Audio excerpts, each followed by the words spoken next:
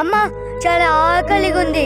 Hello sir, మనకి ఇప్పుడే information వచ్చింది సార్. మన ఇండియాలో ఉగ్రవాదులు ఎంటర్ అయ్యారు సార్. వాళ్ళు ఎలాగైనా పట్టుకోవాలి సార్. పోలీస్ సార్లో ఉండే డబ్బులు అడుగుతా. ఏం కావాలరా? సార్ ఆకలి అవుతుంది సార్, తినడానికి డబ్బులు ఇవ్వండి సార్.